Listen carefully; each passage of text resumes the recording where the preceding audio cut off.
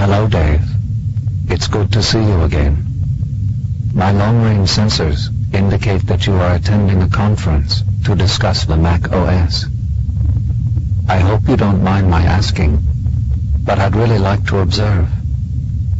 As you know, the HAL platform is based on a very complicated mass of code created in Redmond, Washington. So I find the Mac OS to be most interesting.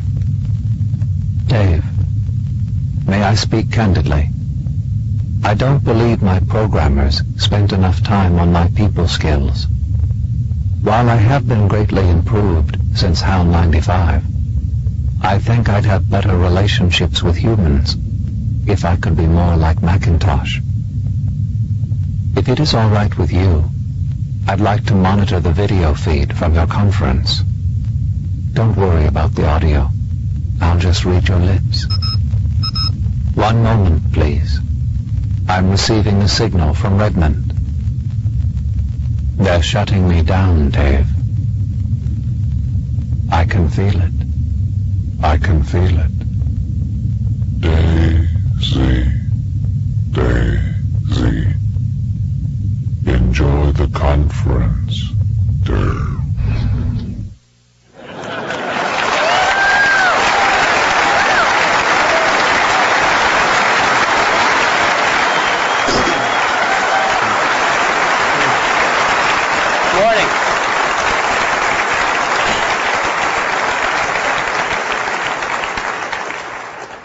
Good morning, all the way back there.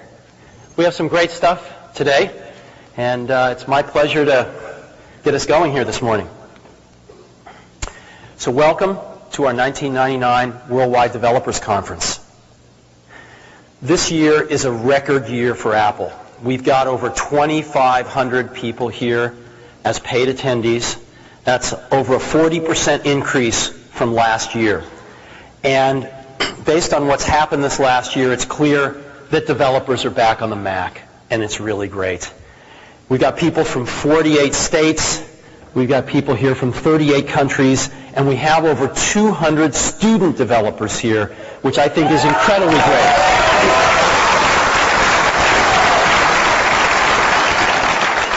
Now, I just want to take us back a year. It was a year ago last week that we announced the iMac. I know for some of us it seems longer than that, but it really was only a year.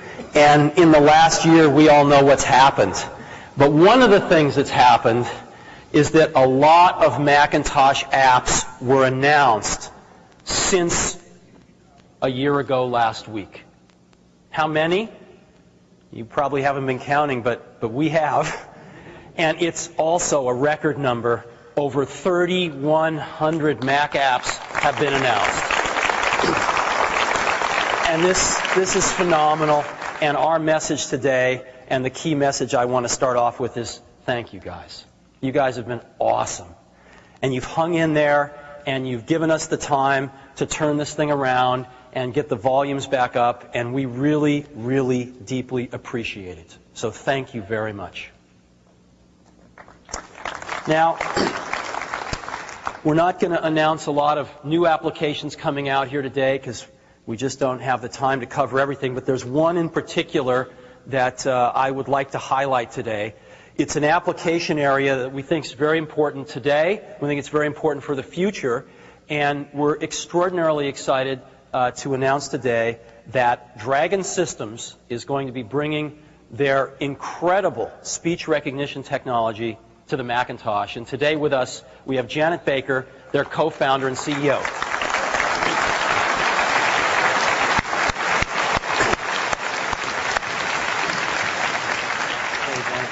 Thank you. Great. Thank you. Steve, let me be the first to give you a dragon of your own. I want to say that we are just thrilled to be here today, and that it is wonderful to be working with Apple. Dragon Systems started working with the old Apple II, the 1 megahertz 6502, which some of you developers may be old enough to remember. And to start with very small vocabulary recognition, and today, of course, it's the best-selling large vocabulary recognition in the United States, and we're looking forward to bringing it out on the Macintosh, on the Apple platforms, so that everybody can have the ease of use of talking to their computer instead of just typing to it. So I want to say thank you so very much for the opportunity to be here and for the co-development with Apple. We expect to have a release by the end of the year, an international version shortly thereafter. So once again, thank you so very much. Steve, it's wonderful. Thanks. Welcome Thank to the you. platform. You bet. Thanks. We're really excited about this, and I think it's something a lot of our applications and our system software can take true advantage of. Now, I'd like to run through and give you an update on Apple really quick, and then we'll get into the heart of the matter, which is, of course, the updates on all of our software and where we're going. So first, the company. Now, when we last met a year ago, we had just finished our second quarter of profitability. And I know a lot of you were asking the question, well, can this continue? And I'm very pleased to report a year later that it did continue. And Apple has seen some healthy profits in the last year since we've met. And we've also seen some healthy unit growth. This has been fantastic. We've gone from sort of the mid-600s to the mid-800s, even climbing up to the mid-900s during that Christmas quarter just a few months ago. So we're very pleased with the unit volume, and we think it will continue to stay healthy. In terms of inventory, I just want to highlight this. I know this isn't something that maybe most of you care too much about, but we care deeply about it because our inventory costs more than yours. And we have to manage it really well because this stuff gets obsolete just sitting on the shelf. And we have done, I think, a terrific job in doing that over the last several quarters. And as you see, in the last 3 quarters, we've gotten down to, these are days of inventory leaving each quarter. So we used to have 30, and we literally left last quarter with 1 day of inventory. And during the last 3 quarters, we have beat Dell. And Apple has become,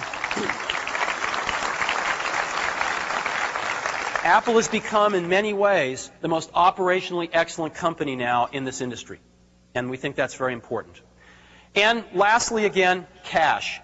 I think when we look back a year ago, there were still some questions about Apple's financial stability. Those questions have, I hope, evaporated by now. Apple is in very strong shape financially. So that's just a brief update on the company. And now what we'd really like to do is get into the software. But as a last comment on the company state, I don't think there's ever been a better time to be a Mac developer.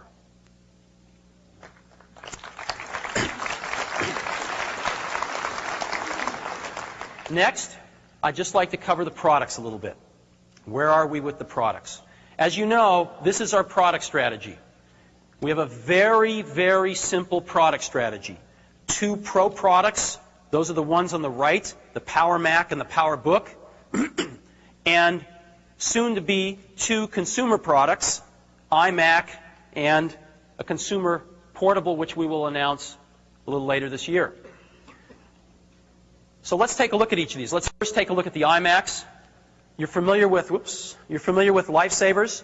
That was our internal code name for the colored iMacs. We introduced them in January, and they have been a huge hit. Our iMac volume is just very, very healthy right now. We're running some fun ads right now. The thrill of surfing, the agony of choosing a color. And we have another one that's kind of fun. It just says, whoops, come on. Surf's up, right? And so you'll see this and running a lot of television as well right now. So who's buying all these iMacs? This is of paramount concern or importance to us and to you. So who's buying these? We do a lot of market research. We do it every single quarter. And this is what the latest stuff has said. This data is about a month old. Of all the iMacs purchased in the U.S., 32% are first-time computer buyers. 32%. This is way above the industry average. And 13% Wintel converts. So 45% of iMacs are new. iMac customers are new to the Mac platform. 55% are not, but even those 55%, over half of them are replacing their Macs, and that's the time they buy new software. So that's good for all of us. In Japan, the numbers are even more staggering. first-time computer buyers in Japan are 49% of the total. Almost half. So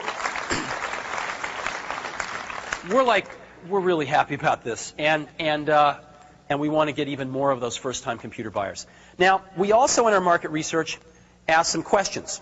So one of the first questions we ask is, are you connected to the internet? Now, the industry average is fairly low, as you know. On iMac, 89%. That's up from 82% a quarter before. 89% are connected to the internet.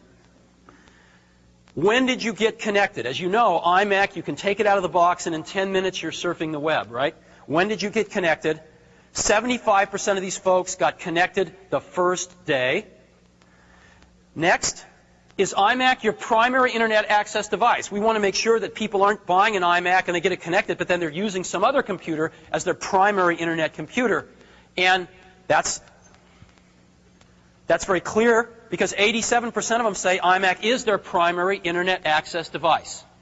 And is this the first time your home has had internet access?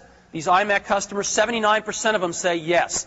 So if you add all this up, what it says is we're getting a ton of first-time computer buyers who have never been on the internet before, who are taking their iMacs home, getting internet access, and getting on the internet. 80% of them. Now, we ask this question a lot. How do we get more customers like these? And there's many answers, and we're doing lots of things, but one is very important, which is we want to continue to carefully and very selectively expand our distribution. And we've looked at a lot of partners, and today we're very happy to announce that we are adding Sears to our stable of national and regional distribution for iMac. And Sears is going to distribute iMac through their 800 some odd stores that sell computers in the US. They reach 32 million households. 54% of our computer buyers are first-time buyers, which is exactly the core audience we're going for. And we're going to launch this late this month over the Memorial Day weekend. So we're very, very excited about this, and we think Sears is going to provide a really great buying experience for these iMacs. So that's our iMac update. Next to the Power Mac G3s, I don't have too much new on that, except to tell you that our volumes now on this product line are higher than they have been since I returned to the company. We are thrilled at the number of Power Mac G3s we are shipping. And I know some of you are customers. Thank you very much. We don't have anything new to announce in this product line, but it's doing extremely well since its launch in January. I want to spend some time on PowerBooks today, because it's my pleasure today. I know there's been a lot of rumors, and they're true. It's my pleasure to announce the new PowerBook line today. We've got some great products.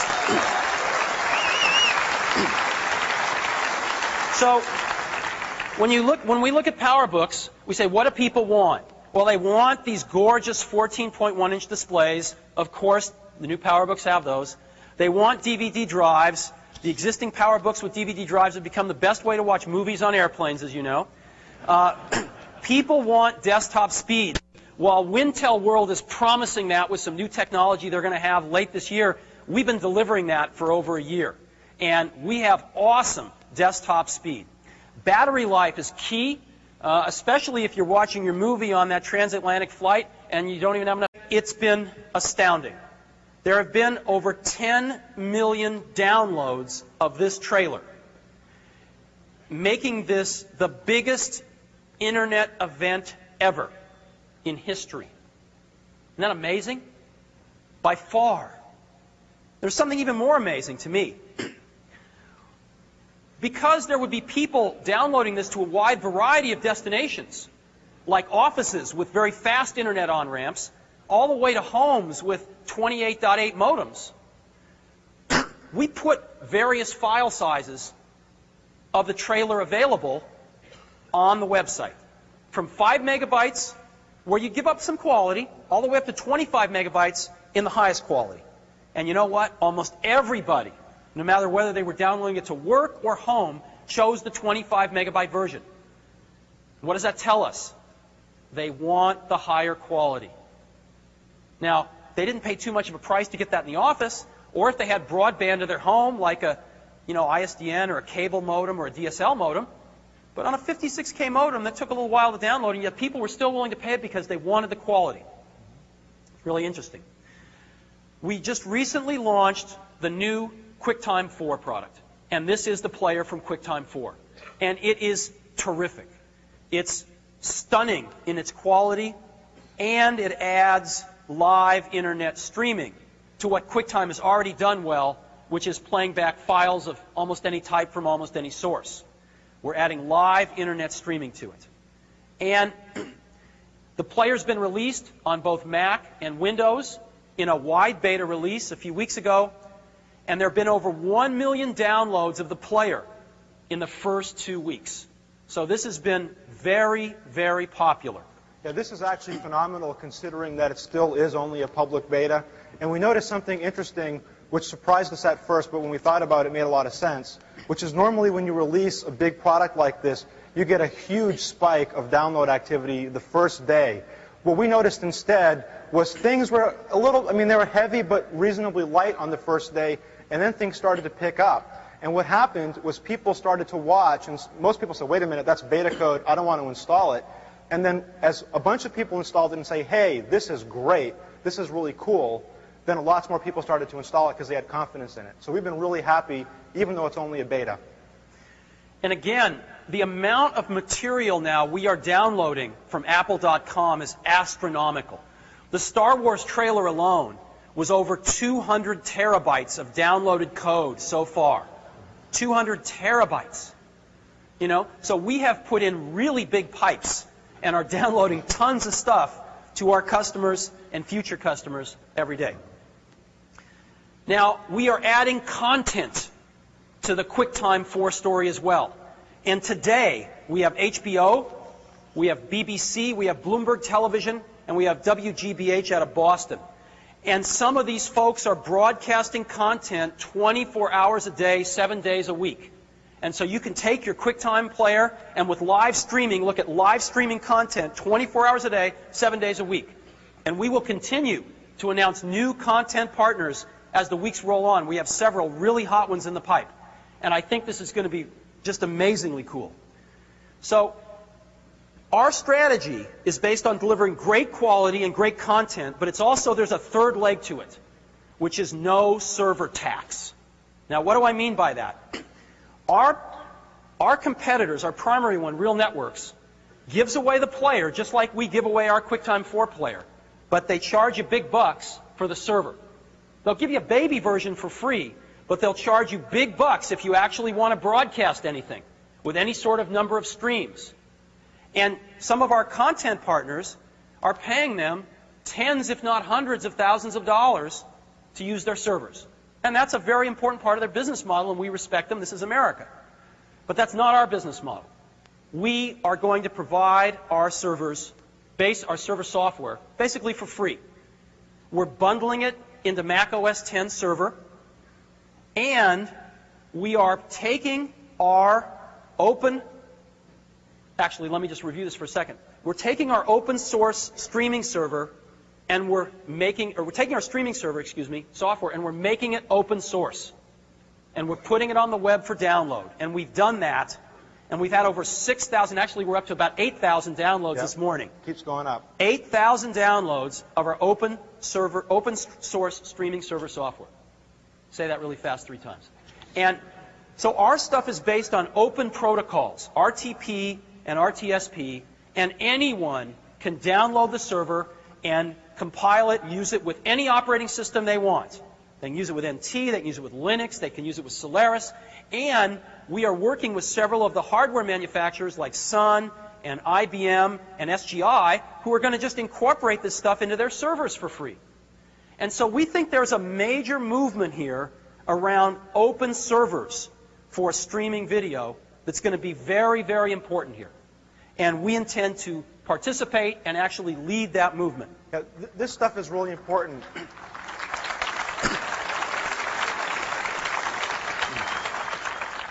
First of all, you can get a server from us for free, either the one that runs on Mac OS X server or the source code version, which you can just put on any system you want. no charge at all, as many streams as you want, run on any system you want, no cost. The other thing is we support open protocols. We talked about RTP and RTSP, which are IETF standards for this kind of technology. But the other thing that we're doing is we are really encouraging people to start using multicast for the basis of this protocols, because we believe that overall that's going to be a much more efficient way to get a lot of this, a lot of the data, a lot of the content around the internet. And so you can do interesting things, like you can take our open source code, take it and modify it and do whatever you want to do it. Maybe run it inside of a corporate firewall as what we call a reflector. Take multicast streams from out on the internet and just put them on your local network without slowing down your connection to the internet at all. So there's a lot of stuff that's going on here that we think is really important and is going to enable much broader use of this kind of content in the future. You know, if you look at it from 10,000 feet, QuickTime owns the non-streaming space. Since I'm up here for 2 hours, I'm going to draw a second one.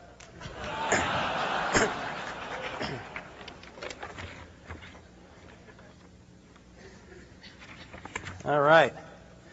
Second one, Greg Pierce from Advanced Lighting Technology from Argyle, Texas. Greg here?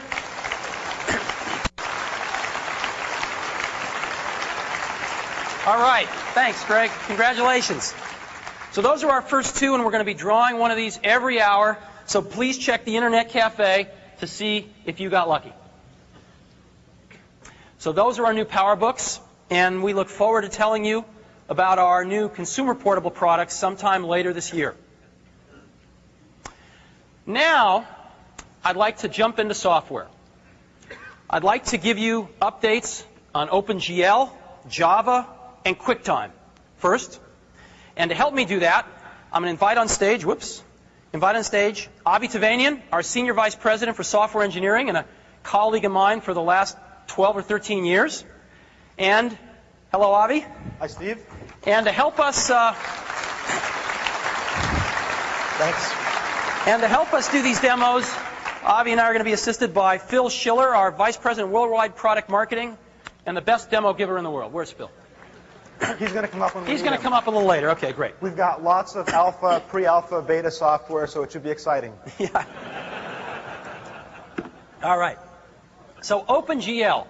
As you know, we got a lot of feedback from a lot of you over the last year that you needed a more powerful 3D API and you needed more powerful 3D hardware acceleration. And so we've started building in much more powerful hardware acceleration into our products. Not only the iMac class consumer products, but in particular our Pro products with the Rage 128, some of the fastest 3D hardware you can get in the industry. You also told us you need a really powerful API to deal with this hardware that was open-ended. And so we got the guidance from you guys to pick OpenGL, which we did and we announced in January as our 3D API. And this is the one we're going to focus on, and this is, the one we're going to stick with. And 4 months later, after announcing that choice, we are shipping it today. OpenGL is shipping today. It's on our website. It's got great performance. You can download it for free at www.apple.com.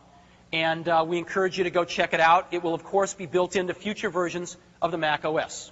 Right. We've actually done a lot of work to optimize OpenGL for the hardware platforms we're shipping today and some of the older ones. It gets just stunning performance on the Rage 128. And one of the benefits, actually, that our developers tell us about from our OpenGL work is not even the software per se, but the fact that it's very deterministic what they're going to get when they're developing, say, games and running it on a Mac, because it's so well integrated with the operating system, and there's so few problems with what a customer might have in terms of all kinds of different types of graphics cards or whatever, that it's just really simple, and it's just much simpler than what they find in the PC space. Yeah, the configuration nightmare of matching OpenGL to the right graphics cards with the right drivers, all that evaporates and really allows developers to do what they want to do, which is develop their applications. So we've got a demo of this stuff. Right. The 3D stuff is always fun to demo, of course. Let's get Phil up here, who's going to help us out with the demo. Come on up, Phil. Phil. Phil may run product marketing, but he sure has fun playing all these games. That's all I do all night. If you're ever up, on a server out there and you see somebody with a code name that looks like me, it's usually me out there. 3D is a lot of fun, especially when you get to play. Now here's an area that I am no expert in. I have no pilot's license, but thanks to OpenGL and then some of the great software coming out on the Mac, I can actually fly planes with incredible simulation. This is a piece of software called X-Plane. And for those of you who have ever tried it, you know it is wonderful. It truly simulates flying everything from B-1s to 747s, which is what I have up here. It uses real GPS data so you can track and fly to different airports around the country. It downloads real weather information from off the internet. So it's a tremendously lifelike, real experience. It's very cool. So here we are. We've picked New York, and I have it paused right now. And we're going to start a little flyby. It has some of the actual building data from some of the buildings around there. Obviously not all of it, but enough. So let's just start the plane flying. Phil, you're heading for a building. I can jump out, take a look around. Sync rate. That real-time rendering is just totally awesome. Let's start to take it up, head for the cloud banks. Okay, Phil, this looks kind of interesting, but it looks pretty easy. You think you can land it? 747? Don't they fly themselves? All right. I'm not very good at this, truthfully, but we'll give it a try. So let's go and set up a final. We can pick our airport, a final approach run. Let's try JFK. You can actually pick what runway you want. Let's pick 22 left. And before we start, let's make it a little more fun. Let's actually go and change the time of day. To make it a little interesting, let's see it in the evening. Now you can see the runway at night. Okay, now, luckily none of you are actually on board this flight. Bring down my flaps. Reduce my airspeed a bit. Not too much.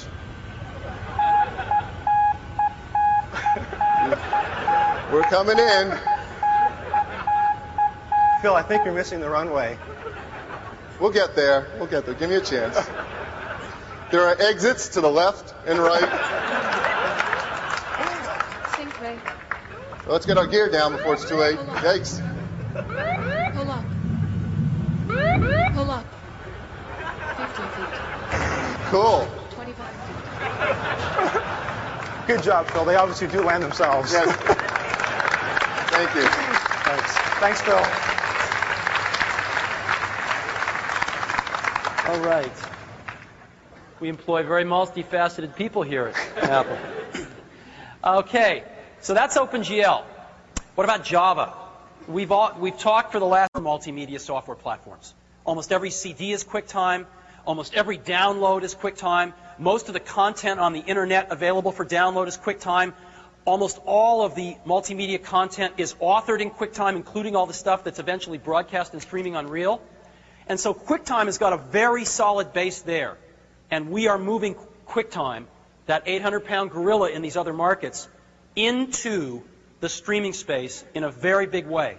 And we are going to, the horse we're going to ride is open protocols and open source streaming server software. Okay, well we have, again, we mentioned it's included with Mac OS X server. Highest quality, no server tax. That's the key message here. And we'd like to show you this stuff now. Phil? Okay, so let's get Phil back up here. So Phil's going to show us all this great stuff in terms of the quality, the streaming, and everything else. Sure. Hopefully a lot of you have already downloaded the QuickTime 4 beta player and had a chance to use it. For those who haven't, I'll give you a quick run-through of what it does and what it looks like. It truly is just stunning in its quality, and it's a lot of fun to use. Consumers are finding that it's the first really great consumer app for media on the web. Now what I have here is a Mac, and we're sitting out on the internet, and I'm going to open up the QuickTime player, the brand new QuickTime 4 public beta player. And first of all, you see it opens up at one size. This size is the size you would see if you're going to play audio. It automatically scales to whatever content you're going to play. Audio, video, different sizes. It's got some very easy to use, very nice looking controls for just what you want to have fast access to. Play, stop, really great volume control, hardware slider, and a beautiful little drawer that I can pull open and have instant access to all my favorite content. We call these channel wells. Inside these channels are channels of audio and video, or any of my favorites, just like my favorites in my browser. And you see there BBC, HBO, Bloomberg's, WGBH, and one more we've added just this weekend. National Public Radio, NPR, is now broadcasting Talk of the Nation, and a lot of their great content. So as we go through this beta cycle, we'll be continuing to add more and more great content for people, as well as the stuff you can download yourself right over the internet. And speaking of download, as Steve mentioned, this great Star Wars piece, there's probably 2 people out there who haven't seen it yet. And if you want to see what's the big deal, why do people download over 200 terabytes of video, and what makes this the Super Bowl of video on the web, let me show you.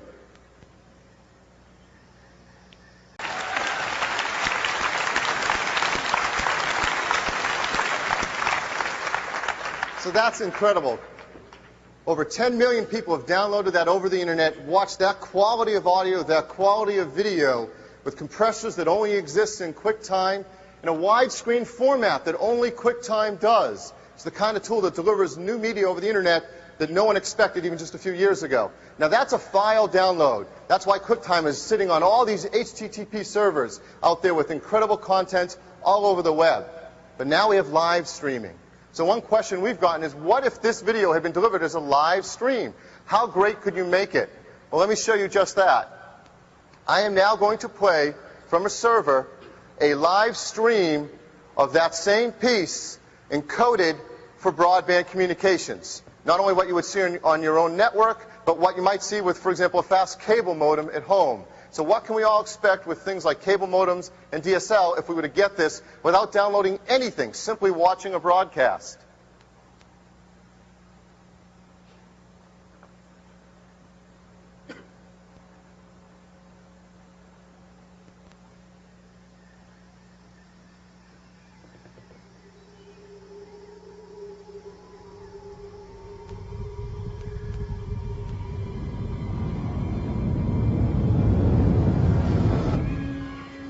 Not condone a course of action that will lead us to war. A communications disruption can mean only one thing: invasion.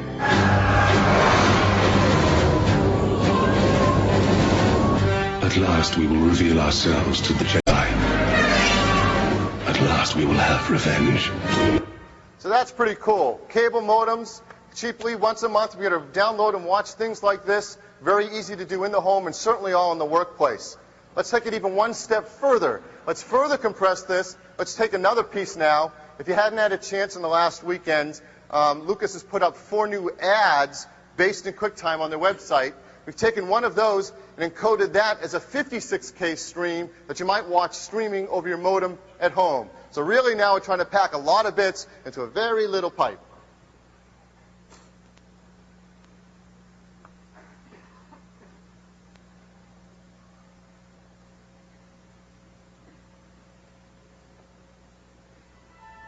There are things I cannot do. I cannot watch while people suffer. I cannot sit when something must be done. I cannot judge those who are different. There are things I cannot do. Run, hide, ignore. There are things I cannot do, but there are certainly things I will do. So that's the new ad at a 56K data rate, streaming from a server. And let me go a step further. What if it was all live? What if on the internet right now at home on a modem I could watch live news and information? So we've told you we have some of those content providers there today. And I'm going to just click right now. This is the internet. And click on BBC World. Anything can happen, right? It's the internet. This is content being created in Europe, broadcast up over a satellite, bouncing down to the U.S., in New York being put on a live encoding server that's encoding in real time, sending it out anywhere along the internet, and now we're picking it up locally on our desktop over a 56K modem in QuickTime.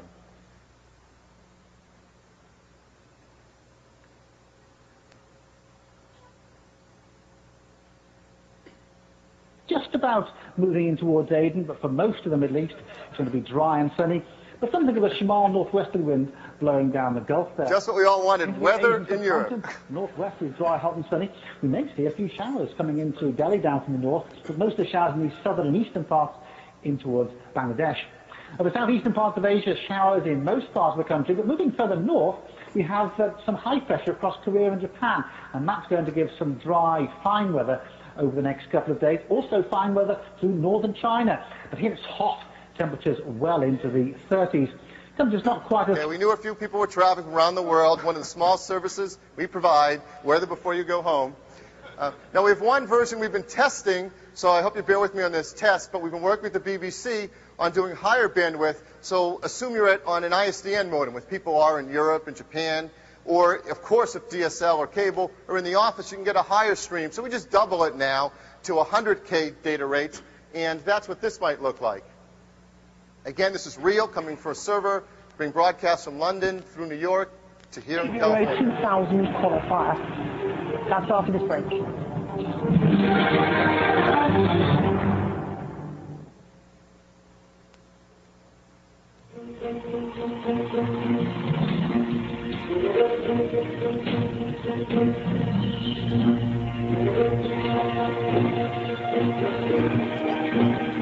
Text you can actually read, unlike other players.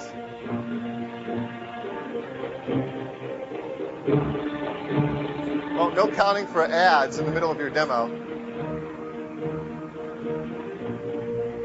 Of course, this is working great, even though there's a lot of motion going on the screen. We obviously hit it at just the right point to get maximum motion. But it's still working great. Well, we couldn't adjust the BBC's broadcast schedule for the demo. If we would, we'd have more people up there. But let's move on. So along with all this great video that we can produce on the internet and broadcast as channels, all the great video you can put out into your content on your HTTP sites, one of the greatest new media types out on the web that people are just eating up in droves is MP3 audio. I don't know if any of you have had a chance to use it, but it's incredible quality audio. And now with QuickTime 4, we've added compressor and decompressor to support MP3 audio. And built into the player is a decompressor for MP3 that is pristine quality. This incredible quality MP3 audio. So what we did yesterday, we went to mp3.com, downloaded one of the music content that they provide up there. I'd like to play you back MP3 audio coming right off of this desktop Macintosh.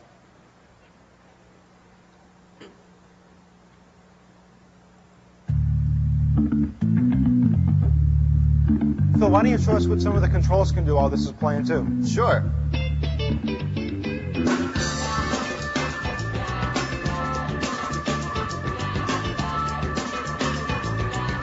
So you've all seen the volume slider.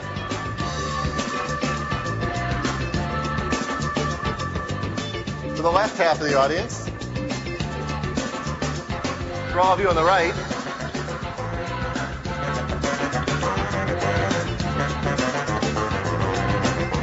Pump up the bass.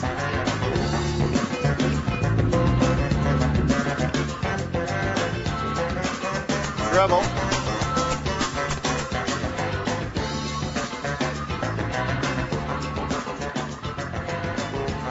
So that's MP3 audio. Just a tremendous decompressor that gives incredible quality. And everyone can go on the web, get all their favorite MP3 audio, and play it back. And QuickTime is the best way to play this content back. Now keep in mind, with all of this, there are over 17,000 apps that support QuickTime. If you support QuickTime, you get all this for free. You can stream right into your applications with video. You can now support MP3 audio. It all just works right in every QuickTime-aware application. Now the last demo I'd like to do is something that's entirely new. It's the kind of thing people have dreamed about for years and has never been possible, and now it would be really easy and really standard for people to deliver interactive video streaming over the internet. To do that, I'm going to bring up a movie piece that uses a combination of QuickTime compressed video and composited in real time on top of that some Flash interactive animation using the new Flash plugin for QuickTime from Macromedia.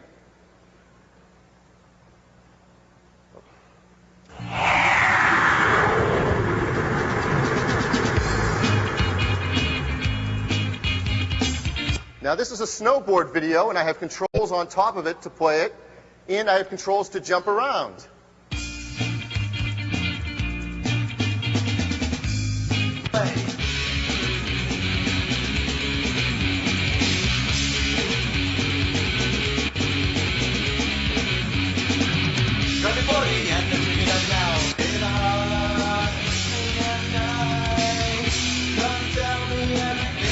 So that's the new QuickTime 4. Just incredible quality, the greatest player ever delivered on the internet, beautiful audio and video, live streams with real content in it, and the ability to deliver not only MP3 audio, but interactive audio and video with tools like Flash. Thanks, Phil.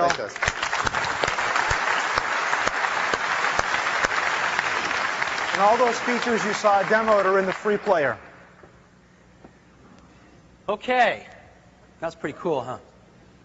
So now we get to Mac OS, our operating systems. Let me review for a minute. You're all, I think, familiar with Mac OS 8.5. We launched Mac OS 8.5 last October. That's 7 months ago. I'm incredibly pleased to report, and it had some cool features in it. Sherlock, which was maybe the coolest. A whole new way to search on the internet. And this has been really popular. A meta search engine, if you will, where you can put in one query and it can dispatch that query to anywhere from a few to dozens of search engines on the internet, automatically take back their asynchronous results and sort them by relevancy. It's been a big deal. Some major improvements to AppleScript and ColorSync, and we announced that macOS 8.5 had the fastest network copy in the business, faster than any version of Windows, including NT. And what's been really great is in the last 7 months, we have shipped 3.6 million copies of macOS 8.5, which is, I think, great for all of us and shows that we can fairly rapidly move new technology out into the marketplace. Now, today, we're announcing macOS 8.6, which is an update to macOS 8.5. And macOS 8.6 features is just a lot of things, a lot of bug fixes, a lot of little features, a lot of enhancements. But the biggest ones are longer battery life. If you have an existing PowerBook, upgrading to 8.6 will upgrade your battery life. Some nice enhancements to Sherlock, AppleScript, ColorSync, the latest Java stuff, and if you're in design and publishing, some really cool new features in the LaserWriter driver, which you'd find quite useful. We actually started out with the plan for macOS 8.6 to just make it a very small, simple bug fix type of release on top of 8.5. But then a few things started to happen, and we realized we could actually put some other interesting things in there. The great example being the feature of the longer battery life, which is one of the contributors to the 5-hour the 5-hour battery life of the new PowerBook you just saw announced. What we did there is actually we made some core changes right down inside the nanokernel with some new interesting technologies that really make the system much better behaved for things like battery life. And you know, we even thought for a moment, should we delay this stuff till the next larger release of the Mac OS? And in the end, we just couldn't, because this stuff's so good, we want to get it out to our customers. So we're really happy about this. Now, the only one I want to talk about here is the battery life. In our tests, we have sort of city and highway tests, and this is the increase in battery life on an existing PowerBook before the new ones. 3 hours and 10 minutes on 8.5, 4 hours and 20 minutes on 8.6. And again, your mileage will vary, but as you can see, you know, it's a pretty big increase. So I think people will see anywhere from a 25 to 37% increase in their battery life just by upgrading their software. We're doing power management in a much smarter way. And macOS 8.5 is available today, downloadable off the web, free at apple.com for 8.5 owners. Right? Only works if you already have 8.5. If you want 8.6, just go out and upgrade to 8.5 and freely download 8.6 off our website. It's also a worldwide release available today and download in approximately 10 different languages.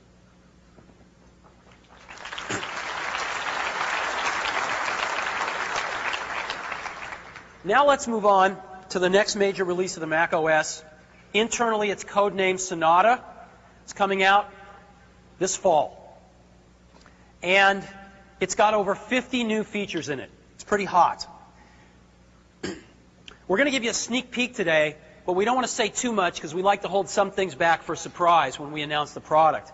And so our sneak peek today is just going to focus on really two things. One is Sherlock 2, which is the next generation of Sherlock. The response we've gotten from Sherlock has been overwhelmingly positive, and we've been hard at work on improving it even still, and Sherlock 2 will ship in Sonata this fall. And secondly, we've gotten a lot of feedback that People using Macintoshes at work, in school, at home, want multiple users on the same machine. And we sell some software that allows people to do that. We sell it mostly into education, but it's an extra thing you've got to add. Could we just build that right into the operating system? And we are going to do that for Sonata. And so we'd like to ask Phil to come back up and give us a demonstration. Phil back out here. Getting to play with all this great stuff. This is very early, so as many of you who write software know, the demo gods, we hope, are with us, and all goes well, but if not, I know you'll be understanding. What I have is By the way, just a couple of weeks ago, a standard part of the demo was entry into MaxBug. Yes. We're beyond that, hopefully. I think we're beyond that. We'll see. Time will tell. So what we have is a Power Mac G3 running Sonata, and it looks pretty familiar, but you'll start to notice a couple of things as we get into it that are so exciting. The first one, as Steve said, is Sherlock 2. Sherlock 2 is evolving and changing very quickly to meet a lot of the things our customers need most, and to make it easier and easier to search on the internet. First of all, it has a nicer interface, matches a lot more some of the great things you see happening with the QuickTime player. And inside this interface, I can do, as before, searching across the internet as a meta search tool. That is, talking to all the different search engines on the web simultaneously and getting them all to work for me, yet from one easy, comfortable interface. So here we are, as before, with an internet search. I click on it. I select a number of search engines I want to simultaneously search through. In this case, I've selected AltaVista, Excite, Hotbot, InfoSeek. If any of you use these sites, you know to go across all of them to find information will take some time. You have to learn how they each work, type things in very carefully. Do they use and or not? I don't remember. Do I need quotes around the stuff? And this makes it so easy because you just type in a natural language query.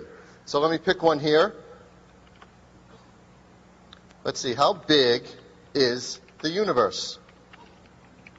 Now, we'll have a test. Anybody who knows the answer can answer. If you can answer faster than Sherlock, we'll win a new PowerBook.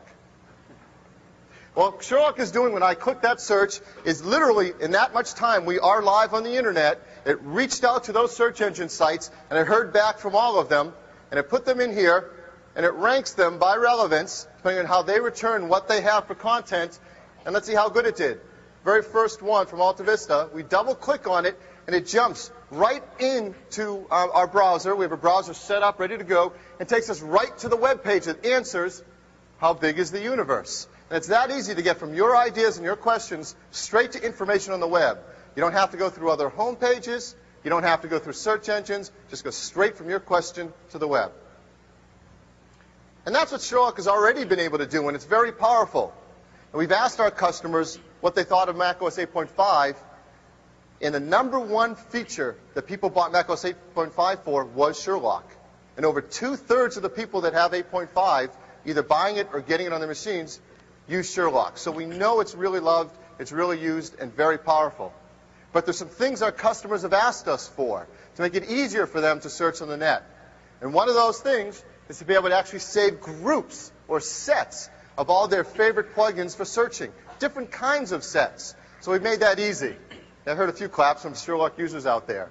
So now I can save sets of plugins, just like channels in QuickTime. And these can be automatically updated. So if you have plugins, we find new versions, your Sherlock will automatically be updated. We can also automatically provide you new sets or channels of these plugins as we create them.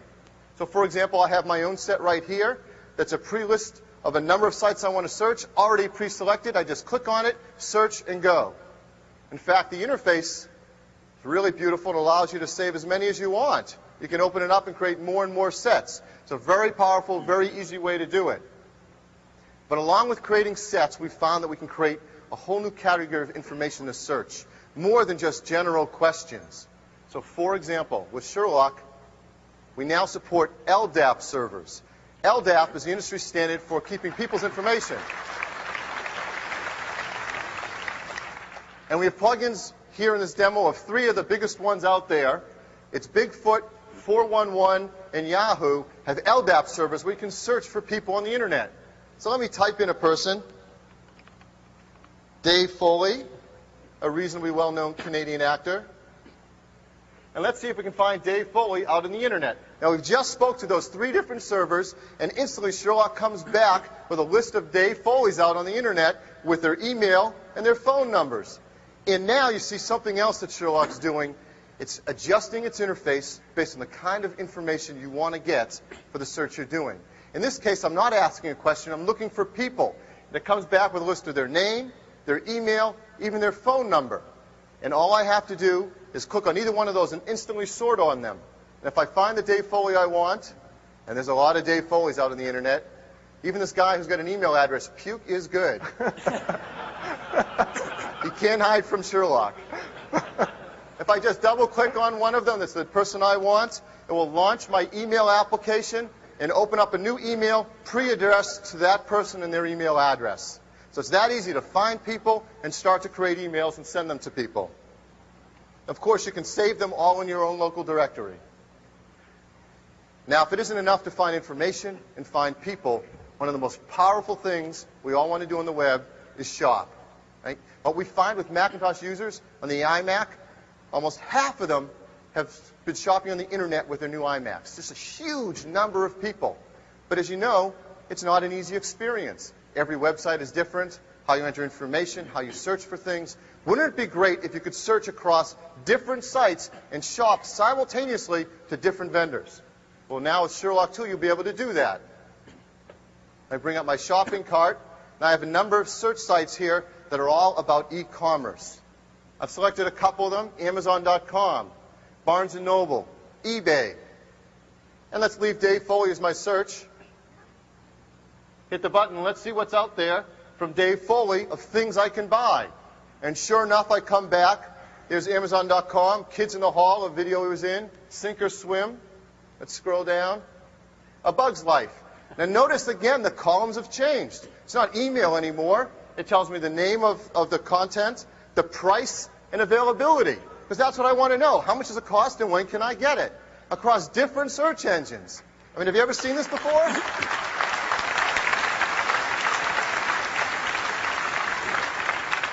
Well, Once we release this product, there'll be no other way that people will want to shop on the internet. No other way.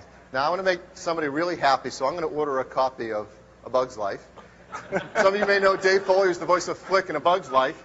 And before I even go to the site, I get some information in my panel here that tells me the first one for $17.99 is a VHS. The second one at $24.99 is DVD. Well, I have a DVD player in my PowerBook, so I think I'll get that.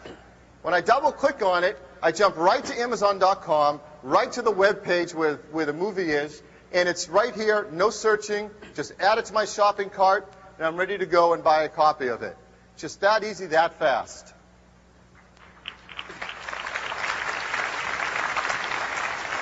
So that's Sherlock 2. Sherlock 2 is the easiest way to find information on the internet. It's also the easiest way to find people on the internet, the easiest way to shop on the internet, to find just about anything you need, and it's flexible, powerful, and fast. Now that's one feature. There's only time to show you 2 features. I wish I could show you all 50. But the other one, we've learned that the majority of people who own Macs have multiple people sharing the same computer. Now think about it. In a classroom, in a kindergarten through 12th grade classroom, you'll see multiple students coming up to a computer. Or at home. I know at my house, I share my computer, my wife and sons, and we all have different information we want to use. We all have different settings we like to have. Wouldn't it be great if your computer could be shared by multiple people, but it was actually feeling like your computer all the time you used it, and their computer all the time they used it? Now, with macOS blank, I won't tell you, we'll take a poll on what people want to call this. It's so cool. We have the ability with Sonata to actually know who you are and log you in. A password will become your key to everything you do. So I'm going to log out of macOS. Now, people who used at ease for workgroups and classrooms knew you had that before. You could add it, but now it's built in. So here I have my login panel. In the login panel, we've set it up for me and my family, and we can all access the computer, and just by clicking on an icon, and I can set my own picture, my photo, any graphic I want, and log in, and of course, it asks for a password. The password is your key. When I log in and use my password, It now brings up my work environment, all of my preferences, what desktop I want, what fonts I like, what applications I have access to, what documents I'm allowed to see. The person who sets up the computer can set this all up. Even my internet access for what my web browser goes to, what email account I have, is all unlocked with that simple password. As you see, I have a folder here. It says Phil. It actually is a server in a set of documents that just my area, my workspace, no one else can get in here if I don't want them to. I can even double-click open a server and watch what happens. Instantly, it opens the server. What you didn't see is I actually had to send a password and ID to that server. Now, how many people have more than one password on servers, on internet sites? We all do. It's such a pain to remember all these things. Some like 6 things, some want only numbers, some need a combination. It's changing all the time. It's so hard to keep track of this stuff. Well, now, with Sonata, we've integrated a feature called the keychain.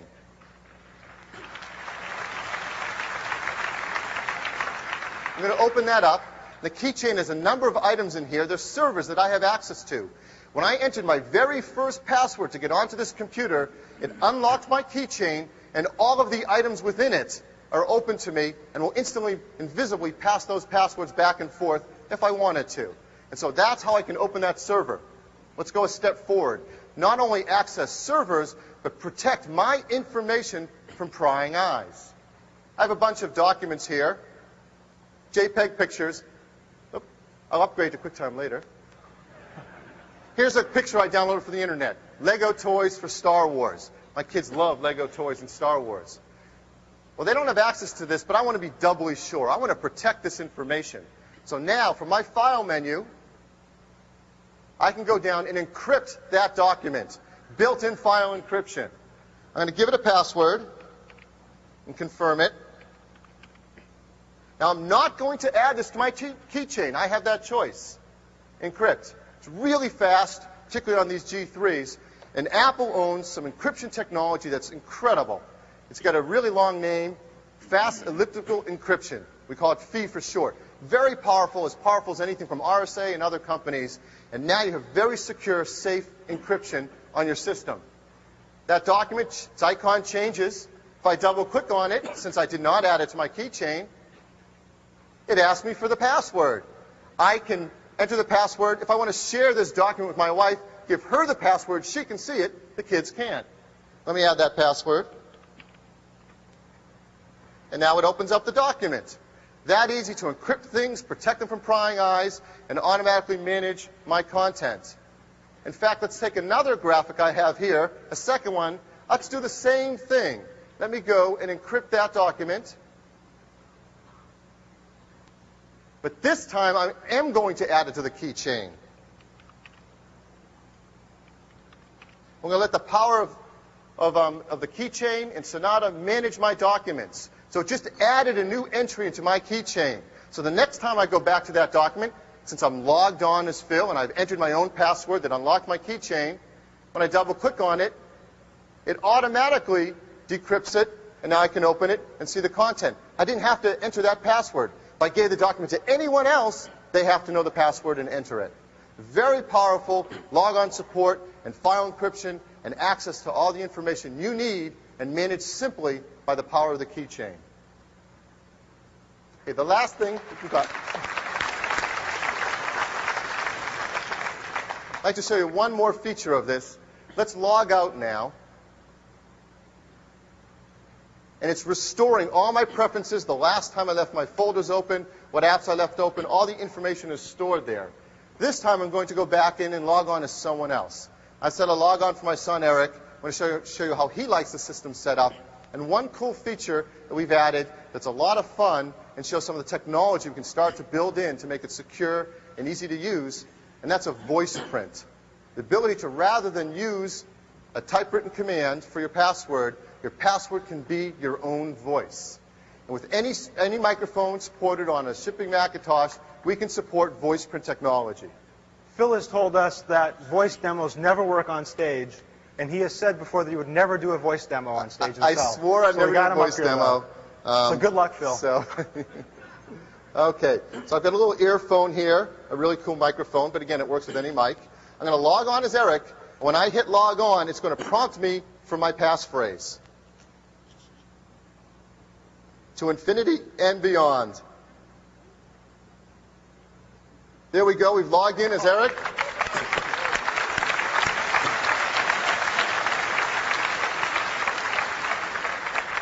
And as we log on, you see that Eric comes to his desktop, his preferences. We've set it up as a simple finder for Eric.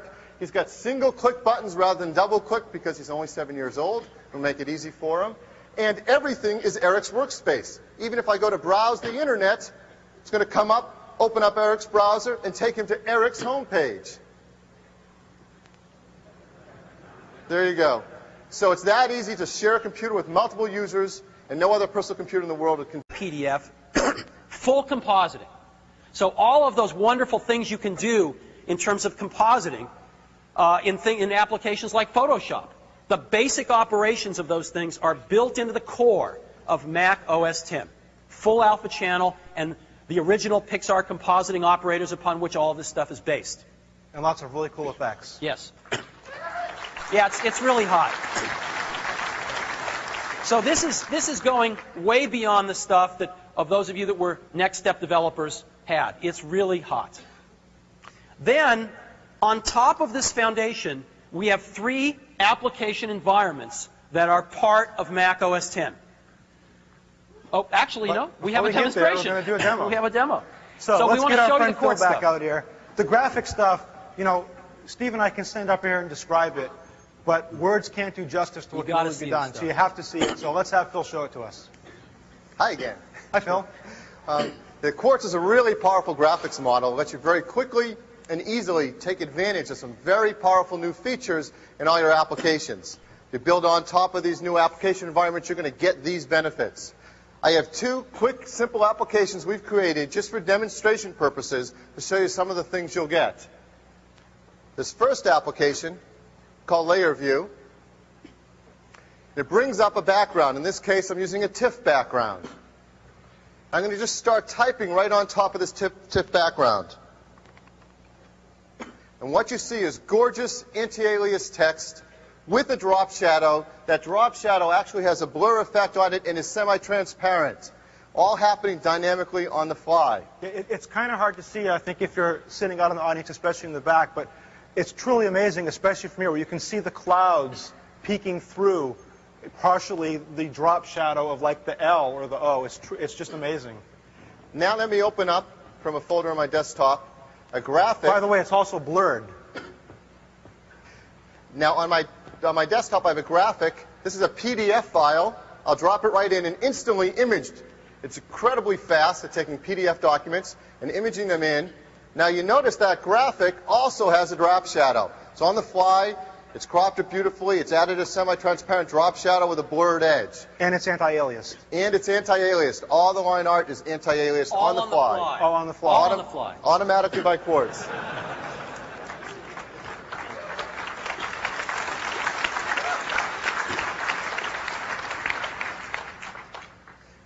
Now, for example, let's just take a selection here.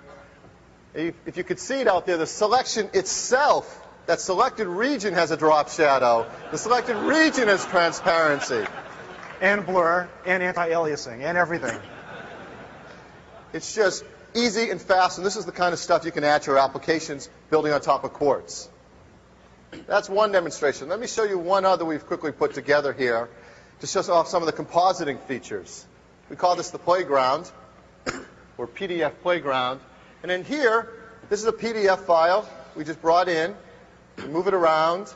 I can resize it. I can rotate it. It's all done with a PDF file. But the fun comes in when I bring in a second PDF file.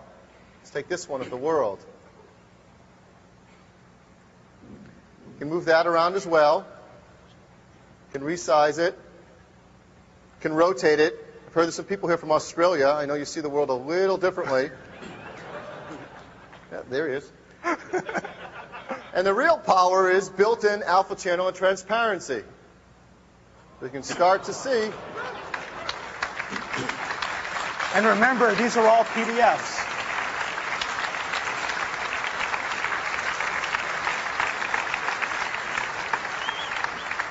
So Quartz is an incredibly rich imaging system, allows you to build into your application gorgeous anti-alias text and graphics, allows you to composite them, use transparency, have a lot of cool special effects like drop shadow. These are the kind of things we hope from all of your great Mac apps as you build on top of Quartz. Thanks, Phil. This stuff was actually invented by Pixar like 15 years ago, and this will be really the first time that the full set of compositing stuff has ever been built into an operating system. And we're very, very excited about it. And what it basically means is that we and you can build software that have this kind of functionality without having to reinvent the wheel ourselves. Very high performance stuff built right into the core imaging and Windows system model of the operating system itself. Okay, there are 3 application environments built on top of this very powerful Darwin and Quartz foundation. And the first one of those we used to call Blue Box, and now we call Classic. And Classic is an environment that runs existing Mac apps without modification. However, you do not get any new features. You don't get that fancy Quartz stuff we just showed you. You don't get memory protection in the sense that if you're running 3 or 4 Classic apps and one of them bombs, all of the Classic apps will bomb. It won't take down the rest of your system, but all the Classic apps will bomb. So this is a way to run existing apps where the developers, either went sailing and aren't going to rev their apps, or, if there's an app that hasn't been revved that you need to use. So that's what the Classic environment is, and it's part of Mac OS X. But far more exciting than that is the Carbon environment. Carbon is something that we announced at last year's developers conference. And Carbon was a way to go into the Mac APIs and clean them up after 15 years of some barnacles. And we've done that. We've cleaned up the Carbon APIs, and they're wonderful. And it's very, very fast to what we call carbonize your application, to where it runs on Carbon. And Carbon allows carbonized apps to get all of the new features. A carbonized app, again, very little work, all of a sudden pops alive, has full preemptive multitasking, runs in fully protected memory, gets access to all the new features of the system with a very small amount of work. Now, we put an app on the web a year ago called the Carbon Dater, which basically you could download and run against your app, and it would tell you how well it matched Carbon. And there have been over 5,500 apps that have been Carbon dated in the last year, and the average coverage is 95%, which means you've got less than about 5% of your app that you've got to change to carbonize it. And matter of fact, we've had developers tell us, oh my God, thank you, I didn't know that garbage was still in there. So the Carbon Dater has been a real tool and is still the primary tool to evaluate how much work there's going to be to do with your app, and we've been incredibly pleased with the results. And lastly, Mac OS X is going to come with what was formerly called Yellow Box. We are renaming it to Cocoa. We're renaming it to Cocoa because in addition to its Objective-C APIs, we have added full Java APIs on top of Cocoa so that you can write your app totally in Java now and get incredibly great performance on top of Cocoa. And so Cocoa is for writing new object-oriented Java apps. And all 3 of these application environments coexist together on Mac OS X on top of this very powerful foundation of Quartz and Darwin. And you may have different apps running one in each. In fact, we've architected the system such that much of the implementation of Carbon and Cocoa is shared between the two, not including just the graphics layer, but also higher level toolbox type code to make it very compatible and make them interoperate really well.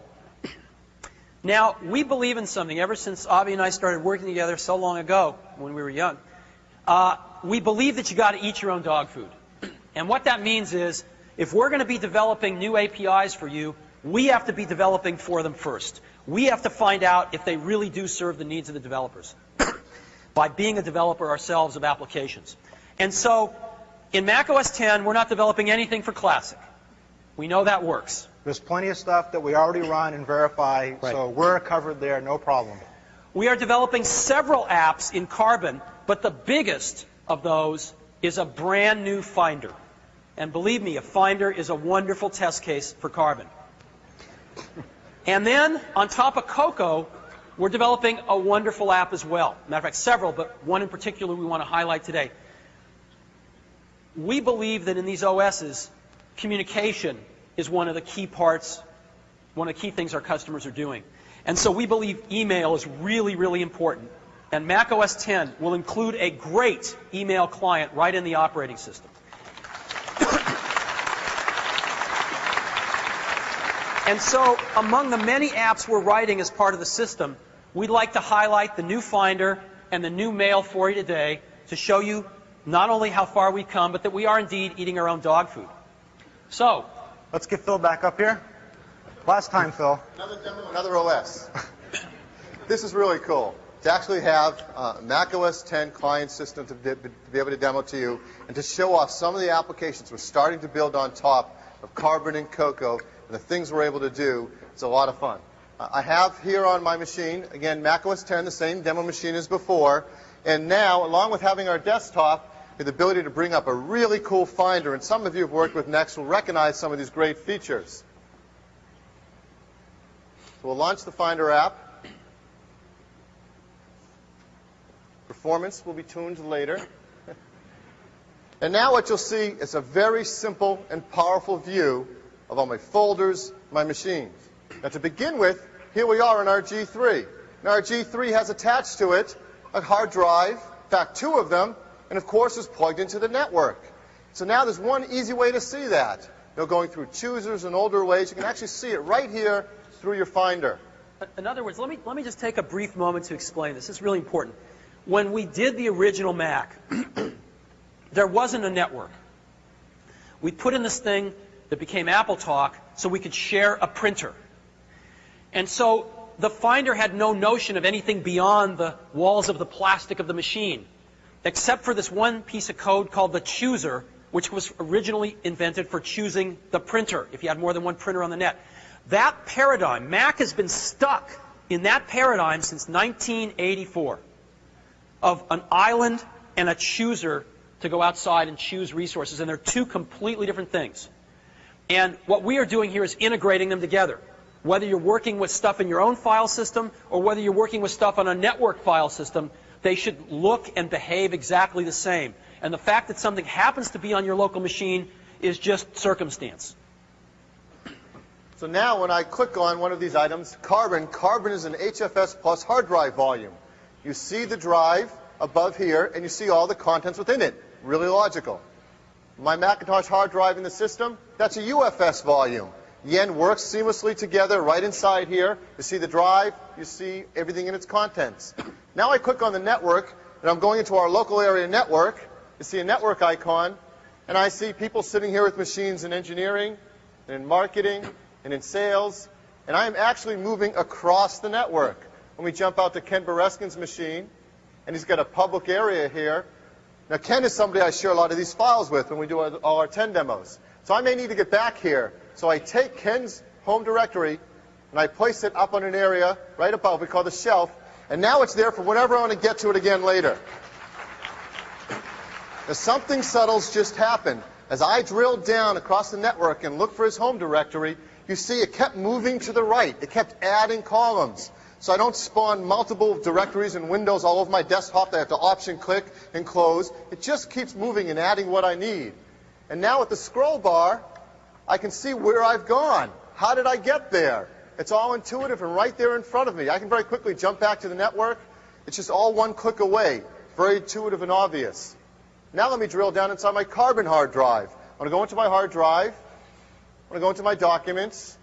I have a folder here on Alaska filled with pictures. When I click on a picture, I get a preview of it right there in the Finder. It's really fast, and I get info on it. So I don't have to do a get info command. I get information right there appropriate for that content, so I can get that whenever I need. Now here's this humpback whale JPEG. I may need that again later, so again, put it right up here on my shelf, and I have instant access to it whenever I want. And now let me jump to Ken's directory again. Click. I've just reached out over the network, gone down, gone into Ken's directory. Let's go back to that JPEG picture. Click. Right back there. Moved onto my hard drive, got there, and found it. It would take so many clicks and steps with Mac and Windows to get there, But with this new file viewer, it's just as simple as one click, and it's so intuitive for users. It's just like programming buttons on your car radio. Now, if you want to work in another view, you can open up other views. For example, let's view this as icons. So there's our familiar icon view. But we still keep our hierarchy up above, so I know where I am. I don't have to lose out, because I like to use my icon view. And I can click on things, and I can double-click on folders, like the Alaska pictures, and jump right there. And again, if I wanted to, I can keep everything right in context, right in that view, and not spawn multiple windows. So the Finder will be very powerful, very fast, and very easy to work with your local information, in information out on the network, and you can look at it in columns or in icons, whatever you want. Now, the bonus demo that Phil just did but didn't actually explicitly mention is this is a Carbon application. So you're showing, what we're showing here is the reliability and completeness of Carbon at this point in time. The Finder is one of Apple's biggest piece of codes, and to write this in Carbon is a tremendous amount of work. But now, Steve also mentioned we're going to do an application on top of Cocoa to show you, and that's the new Mail Viewer app. Phil, just one other comment on this. This basic user interface paradigm of the Finder, of course, is not new. This is one of the things that we were able to bring along with us from Next. And we have actually beta tested this for years out there with everybody from professionals in the design and publishing market all the way down to first-time users. And we know from experience that somebody who's never used a computer before, in an hour, can be navigating around a local area network, going into their colleagues' machines, finding things they have permission to look at, sharing information across a local area network that only most sophisticated Mac users can figure out how to do today. And it's amazingly better than what we have today.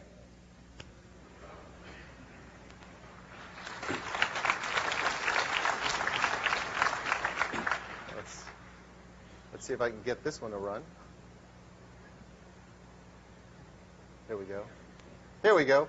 So the new Mail Viewer, entirely written on Cocoa, is a very powerful but very simple to use email application. I have all my buttons above for checking my email, finding addresses, composing new email, forwarding messages.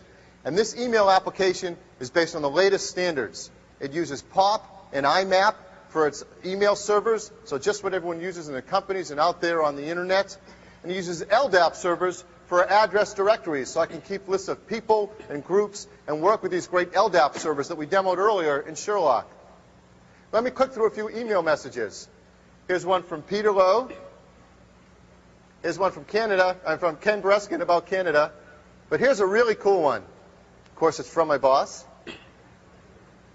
And what's in this email is a PDF file, not as an attachment, not as an enclosure, but right in line in the document. Because with Quartz, I can render all my great graphics types, including PDF documents, right in the body of all my documents. So my emails can be incredibly beautiful and rich with data.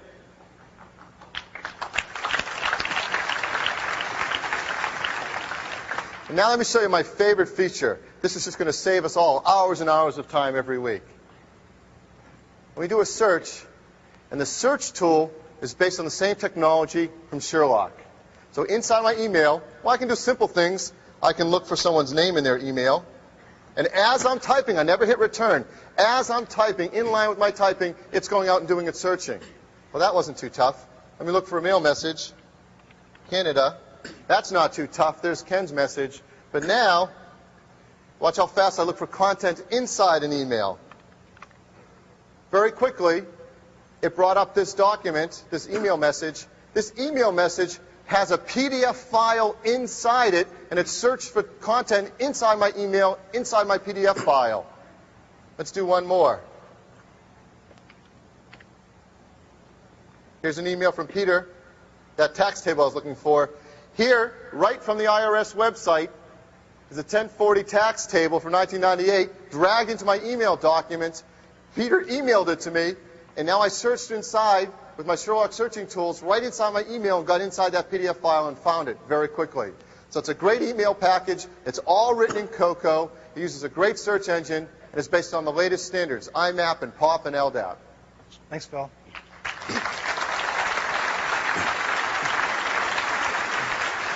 So these applications are obviously works in progress, but the reason we wanted to show them to you today was because we want to let you know that we're doing major app development on top of Carbon and on top of Cocoa, and this stuff's really looking good.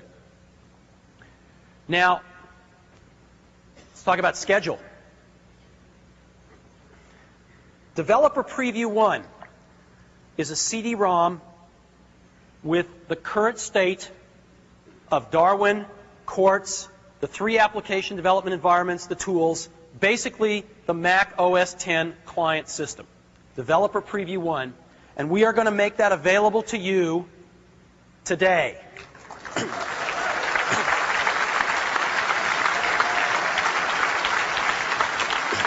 We have a bunch of them. This is one right here.